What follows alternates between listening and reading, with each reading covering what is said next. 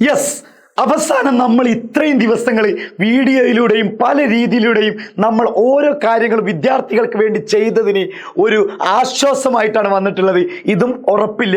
ഈ വീഡിയോക്ക് താഴെയും നിങ്ങൾ കമൻറ്റ് ചെയ്യണം. ഈ വീഡിയോ അവസാനം വരെ കണ്ടിട്ട് നിങ്ങളുടെ ആവശ്യം എന്താണെന്ന് ഇതിൻ്റെ താഴെ കമൻറ്റ് ചെയ്യണം. യെസ്, നമ്മൾ വിചാരിച്ചത് ഒരു ദിവസം വെച്ച് 2 എക്സാം നടത്തുമെന്നാണ്.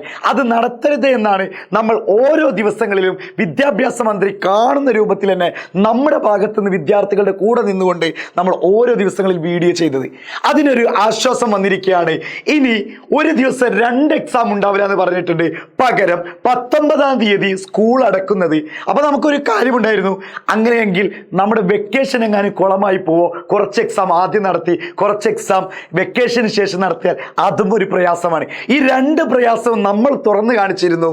ശരിക്കും അതിലൊരു വിജയം കണ്ടു എന്ന് വേണമെങ്കിൽ പറയാം. വിജയം കണ്ടു എന്നല്ല, ഒരു ആശ്വസിക്കാനുള്ള ഒരു വകുപ്പാണ്. 15-ാം തീയതി മുതൽ 23-ാം തീയതി വരെ ഒറ്റഘട്ടമായിട്ട് എക്സാം നടക്കും. എന്നിട്ട് 23-ാം തീയതിയാണ് നിങ്ങൾക്ക് വെക്കേഷൻ തരുന്നത്. പിന്നീട് ജനുവരി 5-ന് സ്കൂൾ വീണ്ടും തുറന്ന് പ്രവർത്തിക്കും. സാധാരണഗതിയിൽ നമ്മുടെ ഡിസംബർ 19-ാം തീയതി വെക്കേഷൻ തന്നിട്ട് നമ്മുടെ 28-ാം തീയതി തന്നെ ഓപ്പൺ ആക്കുന്ന രൂപത്തിലായിരുന്നു. പക്ഷെ അതിൽ നിന്ന് മാറിയിട്ട് ഒറ്റഘട്ടമായിട്ട് തന്നെ എക്സാം നടത്തണം. എക്സാമിനും ബാധിക്കരുത്.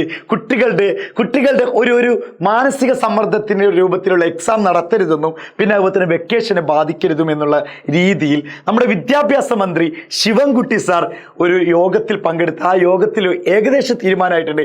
പക്ഷേ ഇനിയും അത് മാറാം. നിങ്ങൾ ചെയ്യേണ്ടത് ഒരൊറ്റ കാര്യമാണ്. നിങ്ങളിത് മാക്സിമം ഫ്രണ്ട്സിന് ഷെയർ ചെയ്ത് കൊടുത്തിട്ട് അവരോട് പറയേണ്ട ഒരു കാര്യം കൂടിയുണ്ട്. ഈ രൂപത്തിൽ തന്നെ എക്സാം നടത്തിയാൽ മതിയെന്ന്. കാരണം ഈ രൂപം എനിക്ക് തോന്നിയത് ഇതൊരു ആശ്വാസം തന്നെയാണ്, ഒരു ഹാപ്പി ന്യൂസ് തന്നെയാണ്. കാരണം വലിയ പ്രയാസങ്ങളില്ല, നമുക്ക് പഠിക്കാനും സമയമുണ്ട്. സാധാരണ 11-ാം തീയതി അല്ലെങ്കിൽ 8-ാം തീയതിയൊക്കെ എക്സാം നടക്കുമെന്ന് പറഞ്ഞപ്പോൾ നമുക്ക് ആകെ ടെൻഷനായിരുന്നു അല്ലേ? അല്ലെങ്കിൽ ടെൻഷനെ പഠിക്കാൻ ഇനി സമയമില്ലല്ലോ. അത് ഡിസംബർ 1-ലേക്ക് വരുമെന്ന് പറഞ്ഞപ്പോൾ അതിലേറെ ടെൻഷനായിരുന്നു. പിന്നീട് ഒരു ദിവസം 2 എക്സാം വെച്ച് നടത്തുന്നുണ്ടപ്പോൾ ടെൻഷൻ ഇങ്ങനെ കൂടിക്കൂടി. പക്ഷേ ഇപ്പോൾ നമുക്ക് ഒരു ബുദ്ധിമുട്ടില്ലാതെ വലിയ പ്രയാസമില്ലാത്തൊരു സംഭവം തന്നെയാണ്. അപ്പോൾ ഇതുകൊണ്ട് നിങ്ങൾ ഇങ്ങനെ തന്നെ മതി, ഈ ടൈം ടേബിൾ മതി, ഇതിൻ്റെ അടിസ്ഥാനത്തിൽ ടൈം ടേബിൾ ഇട്ടാൽ മതി. അതാകുമ്പോൾ വെക്കേഷന് നമുക്ക് കറക്റ്റായിട്ട് കിട്ടും. അതുപോലെ തന്നെ നമുക്ക് കൃത്യമായിട്ടുള്ള എക്സാമിന് പഠിക്കാനും നമ്മളെ കൊണ്ട് കഴിയും. ഇനി നിങ്ങൾ ചെയ്യേണ്ടത് നന്നായിട്ട് പഠിച്ചാൽ മതി. നിങ്ങളെ നമ്മൾ എന്തായാലും പഠിപ്പിച്ചിരിക്കും. എജുപോർട്ട് കൂടെ തന്നെയുണ്ട് മക്കളെ. അപ്പൊ നിങ്ങളുടെ വിലയേറിയ കമന്റ് താഴെ രേഖപ്പെടുത്തുക. ഒരിക്കലും ഒരാൾ പോലും കമന്റ് ഇടാതെ ജസ്റ്റ് ലൈക്ക് ചെയ്ത് മാത്രം പോകുന്ന രൂപത്തിലാക്കരുത്. ഇതെന്തായാലും കമന്റ് വേണം. കാരണം ഞാനൊരാൾ ഇവിടെ നിന്നുകൊണ്ട് കുറേ ശബ്ദിച്ചുകൊണ്ട് കാര്യമില്ല.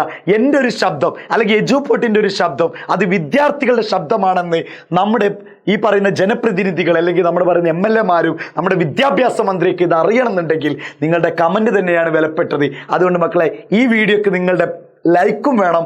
അതുപോലെ തന്നെ നിങ്ങൾ ഓക്കെ ആണെങ്കിൽ മാത്രം ലൈക്കും വേണം, നിങ്ങളുടെ കമൻറ്റും വേണം. അപ്പോൾ എങ്ങനെ മക്കളെ കാര്യങ്ങൾ അടിച്ചു പൊളിക്കേണ്ട, നമുക്ക് സെറ്റാക്കേണ്ട ഈ രൂപത്തിൽ തന്നെ. അതായത് 15-ാം തീയതി മുതൽ 23-ാം തീയതി വരെയുള്ള ഒറ്റഘട്ടത്തിൽ തന്നെ നടക്കണം. ഹയർ സെക്കൻഡറിയുടെ ചിലപ്പോൾ 2 എക്സാം വെക്കേഷന് ശേഷമായിരിക്കും ഹയർ സെക്കൻഡറിൻ്റെ കാര്യത്തിൽ കേട്ടോ. അപ്പോൾ അതും കൂടി എന്ത് ചെയ്ത് നോക്കുള്ളൂ, അത് ഉറപ്പില്ല. മിക്കവാറും നിങ്ങളതും ഇതുപോലെ തന്നെ നടത്തും. അതായത് ഇതിൻ്റെ ഉള്ളിൽ തന്നെ ആയിട്ട് നടക്കും. 15-ൻ്റെയും 23-ൻ്റെയും ഇടയിൽ തന്നെ നടക്കട്ടെ എന്ന് നമുക്ക് ആശ്വസിക്കാം, സെറ്റാക്കാം, ഹാപ്പി ആയിരിക്കാം. Thank you.